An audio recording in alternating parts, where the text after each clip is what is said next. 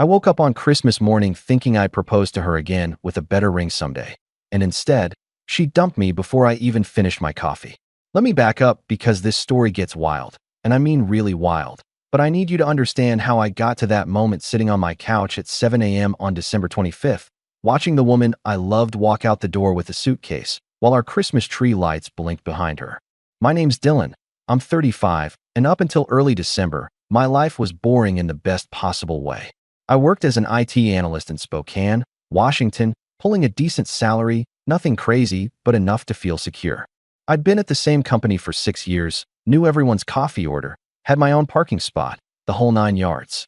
I was engaged to Kendra. We'd been together for 2 years, planning a spring wedding, talking about kids, arguing about whether we'd name our first daughter after her grandmother or mine. We'd already bought half the decorations for the reception, debated DJ versus live band so many times I could recite both arguments in my sleep. Life wasn't perfect, but it was ours, you know? Then the first week of December hit, and everything fell apart faster than I could process it. My company got acquired by some massive corporation out of Seattle, one of those deals where they send around an email at 9 a.m. and by noon, security's walking people out with boxes. 60% of the staff got cut, and I was part of that percentage. No warning, no performance review, just a 2-week severance package and a generic email thanking me for my service like I was some disposable part they'd upgraded. I remember sitting in my car in the parking lot, staring at that email on my phone, thinking about the mortgage, the wedding deposits, the ring payment I still owed. I drove home that day feeling like someone had punched a hole through my chest, but I wasn't going to give up. I started hustling immediately, picking up freelance gigs fixing servers, building basic websites for small businesses, doing network repairs for anyone who'd pay me. The money was inconsistent and way less than my salary, but it was something. I even sold my car because we could survive on Kendra's Honda, and I needed the cash cushion. I told myself this was temporary, that I'd find something better in January, that we'd laugh about this rough patch someday at our wedding reception. But Kendra changed, and it happened so fast I almost didn't catch it at first. The first few days after I lost my job, she said all the right things, told me it would be okay, that we'd figure it out together. But by the end of that first week, something shifted. The conversations about the wedding stopped. She'd come home late from work, later than she ever had before, and when I asked about her day, she'd give me one-word answers and go straight to the bedroom. She started going out with her friends more, hitting bars and clubs on weeknights, places she'd never cared about when I had a stable job. I'd text her goodnight, and she wouldn't respond until morning. We used to talk before bed every single night, even about stupid stuff like what we watched on TV or what we'd eat for breakfast, but suddenly there was just silence. I kept trying to make things normal, suggesting we watch a movie together, asking if she wanted to decorate the apartment for Christmas like we did last year. She'd just shrug and say maybe later, but later never came. By mid-December, I could feel her slipping away, but I didn't want to believe it. We'd been planning this life together for 2 years. We talked about growing old together, about the house we'd buy in 5 years, about teaching our kids to ride bikes. You don't just throw that away because someone loses a job, right? Wrong. A week before Christmas, I suggested we drive to my parents' place for the holidays like we always did. She looked at me like I'd asked her to fly to Mars and said, maybe another time? But then she mentioned she was planning to go to her parents' house, alone. That stung more than I wanted to admit, but I didn't push it. Every day that week, she got colder. She stopped kissing me goodbye in the morning, scrolled through her phone during dinner instead of talking, started sleeping on the far edge of the bed like I had some contagious disease. I kept telling myself it was temporary, that once the holidays passed and I found a new job, we'd get back to normal. I even bought her a Christmas present back in November, before everything went to hell, this beautiful necklace she'd been eyeing for months. I wrapped it carefully, put it under our little tree, imagining her face when she opened it. Christmas morning came, and I woke up early, trying to make the day special despite everything. I made coffee, cooked eggs and bacon, set the table like we were going to have a normal holiday breakfast. I put on a Christmas playlist, turned on the tree lights, even lit one of those cinnamon candles she liked. The apartment looked festive and warm, but it felt hollow because I could sense what was coming. Kendra walked into the living room around 7:30, and the first thing I noticed was that she was already wearing her coat. Not pajamas, not the Christmas sweater I got her last year, just jeans and boots and her heavy winter coat, like she was about to leave. She wasn't wearing makeup. Her hair was pulled back in a messy ponytail, and her face was blank in a way that made my stomach drop. She sat down across from me at the table, didn't touch the food, didn't even look at the present I'd put near her plate. She just stared at me for what felt like an hour, but was probably 30 seconds, and then she said the words that gutted me completely. "I can't stay tied to someone with no future," she said, her voice flat and final like she'd been rehearsing this speech for days. "And I won't fake my happiness on Christmas." I just sat there, fork halfway to my mouth, trying to process what I was hearing. I slid the wrapped necklace across the table toward her, some pathetic part of me still hoping this was a bad dream or a test or something fixable. She didn't even touch it. She stood up, told me she was going to her parents alone, and that she'd come back for the rest of her stuff later. Then she walked out, and I heard her car start in the driveway. And just like that, Christmas was over. I sat at that table for an hour, staring at the eggs getting cold, listening to Mariah Carey sing about all she wants for Christmas, feeling like the biggest failure on the planet. The woman I'd planned to marry had just walked out on me on Christmas morning because I lost my job, because I wasn't good enough anymore, because I had no future. That phrase kept looping in my head like a curse. No future, no future, no future. The next few days were the worst of my life. Worse than getting fired. Worse than anything I'd experienced before. I barely slept, maybe 2 or 3 hours a night, and when I did, I'd wake up reaching for her side of the bed and finding it empty. I threw myself into work, taking any freelance gig I could find, coding at 2 in the morning just to keep my brain occupied so I wouldn't think about her. My apartment felt haunted. Every corner reminded me of something we'd done together, some plan we'd made. Then, 3 days after she left, I was up late working on a server migration project, exhausted and numb, when I saw a news alert pop up on my laptop. Someone in Washington state had won the Powerball jackpot, $9 million. I didn't think much of it at first, just another reminder that some people get lucky while others get dumped on Christmas. But then something clicked in my brain, this weird nagging feeling I couldn't shake. Back in mid-December, right after I sold my car, I'd stopped at a gas station to fill up Kendra's Honda before a grocery run. While I was inside paying, I grabbed a Powerball ticket on impulse, spent $2 I probably shouldn't have, picked random numbers without thinking twice. I'd stuffed the ticket in the kitchen junk drawer and completely forgotten about it because, honestly, who actually wins the lottery? But sitting there at 2 a.m. with that news alert glowing on my screen, I felt this insane urge to check. I walked to the kitchen, opened the drawer, dug past old batteries and spare keys and takeout menus, and found the crumpled ticket. My hands were shaking as I pulled up the winning numbers on my phone.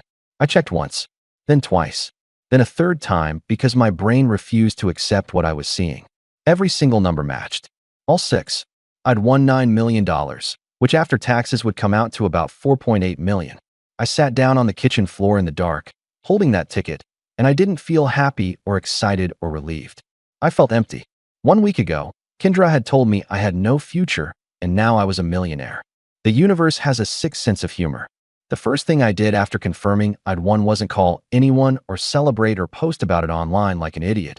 It was sit in silence and make a plan because I knew exactly what would happen if Kendra found out. She'd come running back with tears and apologies and some story about how she never stopped loving me, how she just needed space, how we could work through this together now that money wasn't an issue. I'd seen enough Reddit posts to know how this played out, and I wasn't about to become another cautionary tale about lottery winners who got destroyed by their exes. I spent that entire night researching, reading legal forums, figuring out how to protect myself, and by morning I had a name. Richard Volkman, an attorney in Seattle who specialized in lottery winnings and asset protection, the kind of lawyer who'd handled cases like mine a dozen times and knew every trick in the book. I called his office the day after New Year's, explained my situation, and he didn't even sound surprised. He told me we'd set up a trust to claim the money anonymously, that Washington state allowed winners to stay private if they were smart about it, and that I needed to cut every single financial tie to Kendra immediately. I followed his instructions exactly, closed our joint bank account, removed her access to my credit cards, changed passwords on everything from Netflix to my email, deleted all my social media accounts, got a new phone number, and only gave it to my parents and my brother, even rerouted my mail to a P.O. box. Richard processed the claim through the trust within 2 weeks, and suddenly I had $4.8 million sitting in accounts that didn't have my name directly attached to them. It felt surreal, like I was living someone else's life, but I knew I had to make a bigger move if I wanted to stay hidden. Spokane was too small, too many mutual friends, too many places Kendra could track me down if she got desperate enough. I needed to disappear completely, start over somewhere she'd never think to look. I started researching small towns in Montana, places with mountains and lakes and communities that actually cared about privacy. I found Whitefish, a tiny town near Glacier National Park with maybe 7,000 people. I drove up there in February, spent a weekend looking at houses, and found this beautiful cabin-style place right on the edge of Whitefish Lake. 3 bedrooms, huge windows overlooking the water, surrounded by pine trees and snow.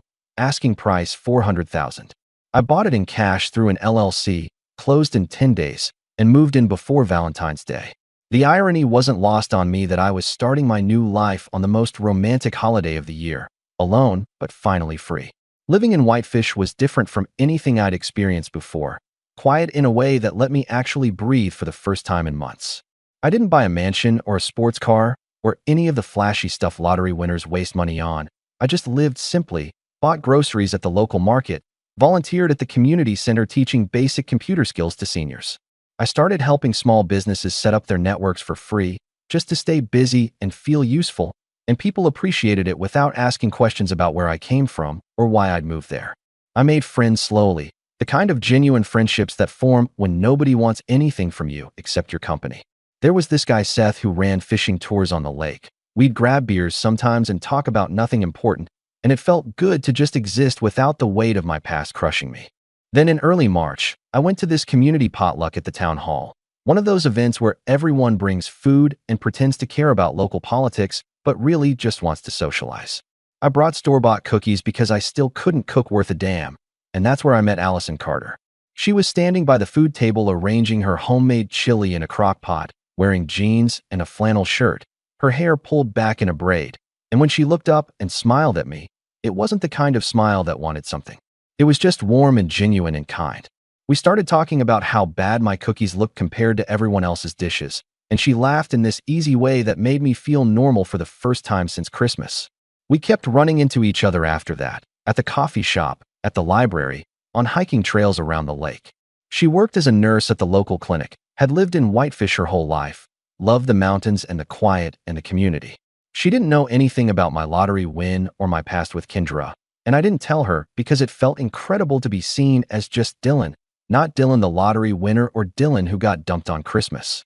We started spending more time together, nothing official at first, just friendship that slowly became something more. She'd text me pictures of sunrise over the lake. I'd bring her coffee before her early shifts, and for the first time since everything fell apart, I felt like maybe I could build a real future with someone who actually valued me. But of course, the past doesn't stay buried forever, and Kendra made sure of that. The first message came right after New Year's, barely a week after she'd walked out on me. My old phone, the one I'd kept turned off in a drawer just in case, buzzed with a text from an unknown number. "Dylan, I want to talk. Please," it said, and I knew immediately it was her. I didn't respond. Over the next 3 days, messages kept coming from different numbers, friends of hers I barely knew, mutual acquaintances asking me to just hear her out, saying she was sorry and needed closure. Then the calls started, voicemails that I deleted without listening to, texts that got more desperate each time. By mid-January, she'd somehow figured out I'd left Spokane because one of her friends mentioned seeing my apartment listed for rent online. The messages got more frantic after that, asking where I'd gone, if I was okay, saying she deserved to know what happened to me. I ignored every single one, blocked every number, and thought maybe that would be the end of it. I was wrong.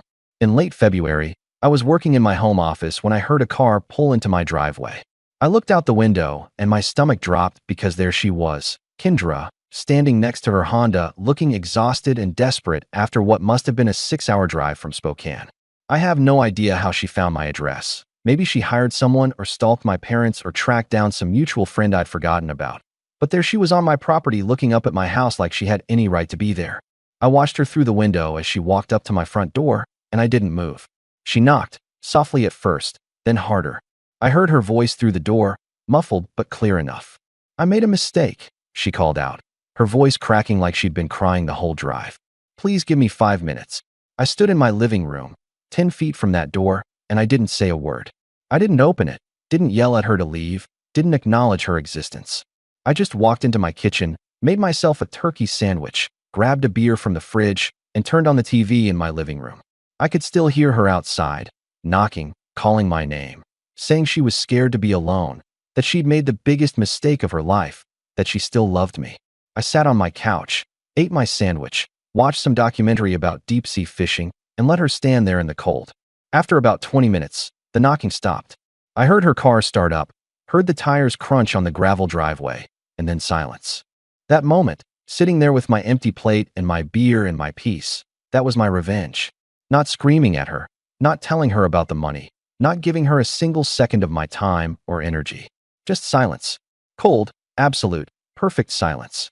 Later that week, I got an email from Jennifer, one of Kendra's friends who I'd always thought was decent. The subject line said, "You should know." And inside was a short message explaining that Kendra had been telling everyone we were just on a break, that I'd disappeared because I was upset, that she had every right to talk to me about our relationship. But the kicker was the last line. Jennifer wrote that Kendra suspected I'd won money somehow, that she'd been obsessing over lottery records and asking mutual friends if I'd mentioned anything about a windfall. She was telling people she deserved a share of whatever I had because we'd been engaged, because she'd supported me emotionally, because the ticket was probably bought during our relationship. The entitlement was breathtaking, the audacity was almost impressive, and I forwarded that email to Richard immediately. He called me an hour later and said exactly what I needed to hear. "Ignore her," he told me, his voice matter-of-fact and reassuring. "She has no claim. You're 100% protected." So that's exactly what I did. I went back to my life in Whitefish, to my quiet mornings by the lake, to coffee dates with Allison, to volunteering and hiking and being happy. Kendra could tell whatever stories she wanted back in Spokane, could obsess over money she'd never touch, could spend her energy trying to track down a man who'd already moved on. I was done giving her space in my head. Spring came to Whitefish and brought with it something I hadn't felt in years. Actual peace that wasn't interrupted by anxiety or anger or the constant weight of wondering what went wrong. The snow melted off the lake. Wildflowers started popping up along the hiking trails, and I fell into a rhythm that felt sustainable and real. I'd wake up early, make coffee on my deck watching the sunrise, do freelance IT work I actually enjoyed because I wasn't desperate for every paycheck anymore. I still lived modestly, drove the same used truck I'd bought when I moved to Montana, wore jeans and flannels like everyone else in town. Nobody in Whitefish knew I had money, and that anonymity was worth more than any mansion or luxury car could ever be. I kept volunteering at the community center, teaching kids basic coding on Saturday mornings, helping elderly folks figure out their email accounts and video calls with their grandkids.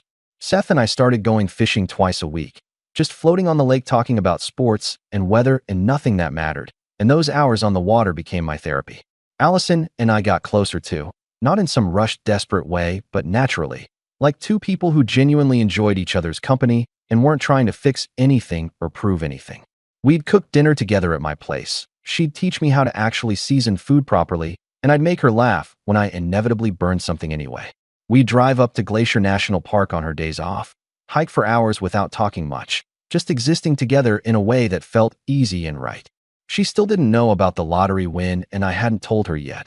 Not because I was hiding it exactly, but because our relationship wasn't built on that, and I wanted to keep it pure for as long as possible. Meanwhile, back in Spokane, Kendra's life was apparently falling apart in slow motion, and I only knew this because information has a way of traveling even when you're trying to stay hidden. My brother called me in April. We'd stayed in touch through my new number, and he mentioned he'd run into one of Kendra's cousins at a grocery store. The cousin had talked his ear off about how Kendra was struggling, how she'd become isolated after we broke up, how her friends were getting tired of hearing about her drama. Apparently, she'd been telling anyone who'd listened that I'd abandoned her, that I'd run off with money and refused to talk to her, that she deserved closure and I was being cruel by ignoring her. The story had evolved over the months from "we're on a break" to "he won the lottery and ghosted me" to "I have legal rights to his winnings," each version more desperate and entitled than the last. Some people believed her, most didn't, but either way her reputation had taken a hit. People remembered that she'd dumped me on Christmas morning, that she'd walked out when I was at my lowest, and now her crying about how I wouldn't give her a second chance just made her look shallow and opportunistic. My brother said the cousin seemed almost embarrassed talking about it, like the whole family knew Kendra had screwed up badly and was now facing the consequences. I listened to all this and felt nothing, not satisfaction or vindication or even pity, just indifference. She'd made her choice on December 25th when she put on her coat and told me I had no future, and now she was living with that choice. By summer, the messages had mostly stopped, just occasional texts from random numbers that I blocked immediately without reading. Richard called me in June to say that Kendra had apparently consulted with a lawyer about claiming part of my lottery winnings. But the lawyer had told her exactly what Richard had told me. She had zero legal standing because we weren't married. The ticket was purchased with my money before she left, and the trust was airtight. She could try to sue, but she'd lose and waste a bunch of money on legal fees in the process. So even her lawyer advised her to move on. That was the last I heard about any legal threats, and I assumed she'd finally accepted reality and given up. Meanwhile, my life in Whitefish kept getting better in small, meaningful ways. Allison and I made things official that summer. Nothing dramatic, just a conversation on my deck where we both acknowledged that this was real and we wanted to see where it went. I told her about the lottery win not long after that, sitting by the lake one evening, explaining the whole story from getting fired to Kendra leaving to finding that ticket to moving to Montana. She listened quietly, didn't interrupt, and when I finished she just nodded and said it explained some things but didn't change how she felt about me. That response meant more to me than any amount of money ever could. The fact that she'd fallen for me when she thought I was just some IT guy who'd moved to Montana for a fresh start, not because of what I had, but because of who I was. Fall rolled around and brought with it the kind of clarity that only comes with distance and time. I realized I hadn't thought about Kendra in weeks, that she'd become just a story I told sometimes, a chapter that was completely closed. I heard through the grapevine, my brother again, that she'd started dating someone new, some guy from her office, and I felt genuinely happy for her in an abstract way because it meant she'd finally moved on and stopped obsessing over what she'd lost. The holidays approached, and this time they didn't fill me with dread. Instead, I was actually looking forward to them. Allison and I planned a quiet Thanksgiving with Seth and some other friends, potluck style at my place, everyone bringing dishes and hanging out by the fireplace. Christmas was coming up too, and I'd already bought presents, was planning to visit my parents with Allison, was excited about decorating the house with someone who actually wanted to be there. 1 year ago, I'd been sitting at my kitchen table watching Kendra walk out the door, feeling like my life was over, like I'd never recover from that kind of rejection. Now I was living in a beautiful place with genuine friends and a woman who loved me for real, and none of it had anything to do with the money. The money had given me options and security and the ability to disappear when I needed to, but it hadn't bought me happiness. Happiness came from choosing to build something new instead of clinging to something broken, from recognizing that Kendra leaving was actually the best thing that could have happened because it forced me to become someone better. I think about that Christmas morning sometimes, about how she looked at me with contempt and said I had no future, about how certain she was that she was making the smart choice by leaving. I wonder if she thinks about it too, if she replays that moment and realizes she walked away from someone who would have spent his entire life making her happy, who would have shared everything with her, who loved her enough to keep trying even when she'd already given up. But mostly I don't wonder about her at all because I'm too busy living the future she said I didn't have. The truth is, the best revenge wasn't rubbing my lottery win in her face or posting about my new life on social media or even confronting her about how wrong she was. The best revenge was silence, was building a life so fulfilling and peaceful that she became irrelevant, was finding someone who saw my worth when I had nothing and chose to stay. Kendra left me because she thought I was a bad investment, because she couldn't see past a temporary setback to the person I actually was, and that says everything about her and nothing about me. She wanted a future that looked good on paper. I wanted a future that felt good in reality, and I got exactly what I wanted. So if you're reading this and you're going through something similar, if someone left you when you were down and now regrets it because your situation improved, remember this. You don't owe them closure. You don't owe them explanations. You don't owe them anything. Build your new life in silence. Find people who value you consistently, and let your happiness be the only answer they ever get. That silence will haunt them way more than any words ever could, and you'll be too busy being happy to even notice. What do you think about this story? Let me know in the comments.